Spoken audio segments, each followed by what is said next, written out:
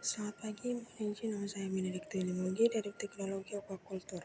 Di sini saya akan menjelaskan tentang yang pertama, persyaratan CBIB dan mengapa penting diterapkan oleh unit budidaya. Dan topik yang kedua, pengendalian pemerintah pada sarana dan proses budidaya ikan sebagai bagian sistem jaminan mutu dan keamanan hasil perikanan sesuai simulasi yang telah dilakukan.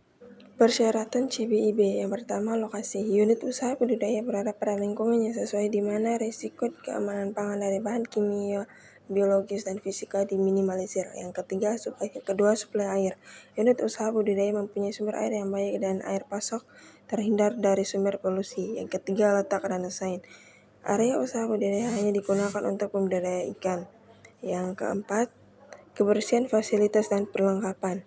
Unit usaha budidaya dan lingkungan dijaga kondisi kebersihan, dilakukan tindakan pencegahan terhadap binatang dan hama yang menyebabkan kontaminasi.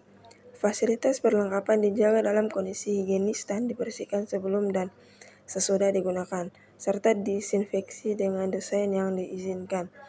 Yang kelima, persiapan wadah budidaya. Wadah budidaya dipersiapkan dengan baik sebelum penebaran benih. Dalam persiapan wadah dan hanya menggunakan pupuk, probiotik, dan bahan kimia yang direkomendasikan. Yang keenam, pengelolaan air. Dilakukan upaya filtrasi air atau pengendapan serta menjamin kualitas air yang sesuai untuk ikan yang dibudidayakan. Monitor kualitas air sumber secara rutin untuk menjamin kualitas air yang sesuai untuk ikan yang dibudidayakan.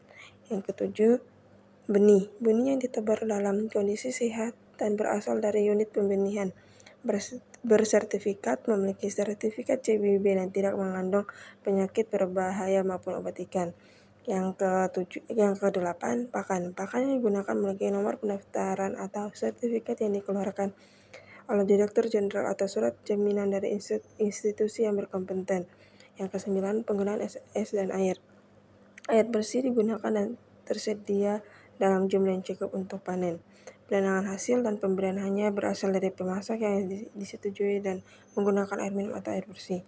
Es diterima dalam kondisi saniter, ditangani dan disimpan dalam kondisi higienis.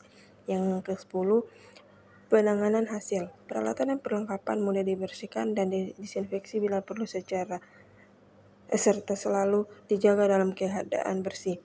Ikan mati segera didinginkan dan diupayakan suhunya mendekati 0 derajat Celcius di seluruh bagian. Yang ke-11, limbah. Limbah cair padat dan berbahaya dikelola atau dikumpulkan dan dibuang dengan cara yang higienis dan saniter untuk mencegah kontaminasi. Yang ke-12, pencatatan. Dilakukan rekaman pada jenis dan asal pakan atau pakan pabrik serta bahan baku pada ikan. Untuk pakan buatan sendiri, penyimpanan rekaman penggunaan obat ikan, banjirnya, dan bahan biologi atau perlakuan lain selama masa pemeliharaan. Yang ke-13, tindakan perbaikan. Tindakan perbaikan atau batas bahaya keamanan pangan dilakukan sebagai kegiatan yang rutin dan kendali. Tindakan perbaikan dilakukan dengan cepat dan segera sesuai masalah yang ditemukan. Yang ke-14, pelatihan. Pemilik unit usaha atau pekerja dan terlatih atau pelatihan seminar workshop, sosialisasi dan sebagaimananya dalam mencegah dan mengendalikan bahaya keamanan pangan dalam perikanan budidaya. Selanjutnya, mengapa penting diterapkan di unit budidaya? Karena agar memelihara atau membesarkan ikan serta memanen hasilnya dalam lingkungan yang terkontrol sehingga memberikan jaminan mutu dan keamanan pangan dari pembudidayaan dengan memperhatikan sanitasi, benih, pakan, obat ikan, dan bahan kimia serta bahan biologis. Topik yang kedua, pengendalian pemerintah pada sarana dan proses budidaya ikan sebagai bagian sistem jaminan mutu dan keamanan hasil perikanan. Yang pertama, air dan lahan, sumber air, lab, uji logam berat, tercemar atau tidak.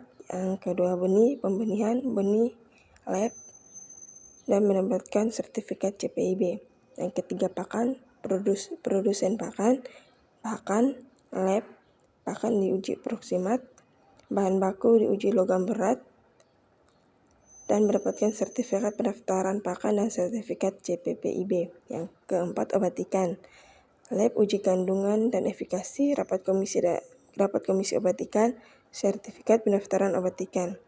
Dan selanjutnya, tim uji teknis menilai pembudidaya untuk sertifikasi CBIB atau cek residu, sertifikat diberikan.